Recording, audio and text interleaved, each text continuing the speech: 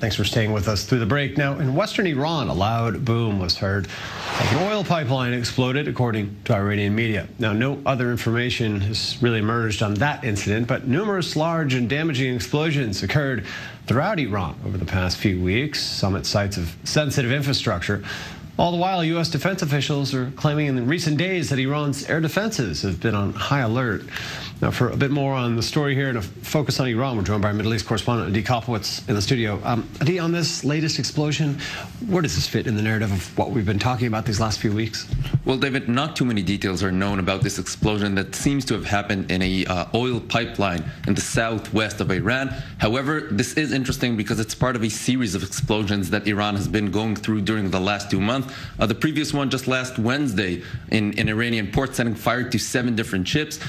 Once again, David, these explosions on their own could be a result of bad infrastructure and just old infrastructures in Iran, which is in a very bad economic situation. However, the most interesting explosion that puts all of them in focus is, of course, the one that happened in Natanz, the nuclear facility, at the beginning of July, setting back the Iranian nuclear plan in what some officials estimate is 2 years. Now, this is interesting because some of these explosions have been attributed to foreign countries. Of course, Israel is at the top of the line, but we do have to look at the target of the explosions and the results of the explosions to understand if there's any chance whatsoever that Israel or, for example, the United States are involved in them. Now, when we look at Natanz, obviously there is some sort of an interest of Israel and the United States for the explosion. They're sending back the Iranian nuclear plant. However, the rest of the explosions do seem more like a coincidence than an intentional sabotage. We'll have to wait and see what does the Iranian investigation say and any more details that leak out about the target of this explosion and what was damaged when it happened.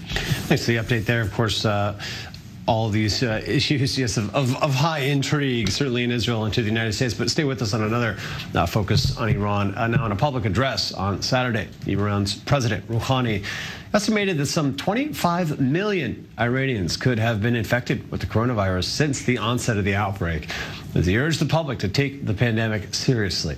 Well, citing a new Iranian health ministry study, Rouhani's claims would mean that nearly a third of Iran's 81 million people have had the illness. Now, from the reported data, Iran has seen the worst outbreak in the Middle East, with more than 270,000 confirmed cases and nearly 14,000 deaths. Here's Rouhani. We have to consider the possibility that 30 to 35 million more may face infection. This is a very important point. There is no definite medicine for this disease, no vaccine. We have not achieved herd immunity, and we have no choice but to be united and to break the chain of transmission of the coronavirus. I'm back with Adi Kopowitz in the studio here on these statistics now. We hear President Rouhani going really high on the statistics here, much higher than the official stats here. What's the strategy of that? And meanwhile, protests are starting to come into the streets, economic protests? Yes, David, the situation in Iran led Rouhani to change the course and the narrative of Iran and coronavirus from the official numbers of 200,000 cases of corona patients now to an estimation of 25 million patients. Definitely a very dramatic change. And this could be led by several different parties, one of them being the protests that are starting to emerge in the south parts of Iran. So, of course, if there are more coronavirus cases, and Rouhani talking about the fact that there's no vaccine and no cure for this pandemic, then Iran has a reason to maybe even suppress the protests harder than usual and prevent them from spreading around. And also maybe some sort of an answer to the economic demands made by the Iranian public. A lot of the protesters are going out to protest, demanding that the Iranian government allow the economy to go back on its course, maybe improve the economic situation. Now, with so many corona patients cases around Iran, it's going to be harder to do so. We may be seeing some sort of a setback in Iran now that the official Iranian leadership is admitting that there are so many cases of coronavirus in Iran. This could allow them to take more dramatic steps in order to prevent the pandemic from spreading around.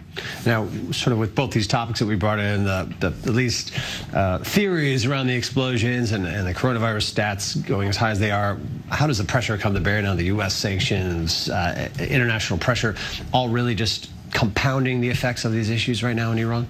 Definitely, these sanctions are intensifying the situation in Iran, as the economy there is already deteriorating with coronavirus and the sanctions. It's really pushing Iran towards the brink of maybe bankruptcy at some point. However, we do have to say Iran has been under Western sanctions for years now, and still the economy, while not being great, is functioning, and the leadership doesn't seem to fold itself or change its positions dramatically in front of these sanctions. We do have to say the Iranian leadership is probably waiting to see in November if there's a change of administration in the United States, hoping that maybe another candidate, which isn't U.S. President Donald Trump, could be more convenient for them in the negotiations with the West regarding these sanctions, and of course the nuclear deal that the United States had left 1.5 years ago. Yes, the U.S. presidential election is certainly an interesting piece in the air when it comes to Iran. Adi Kopowitz, thanks for being with us.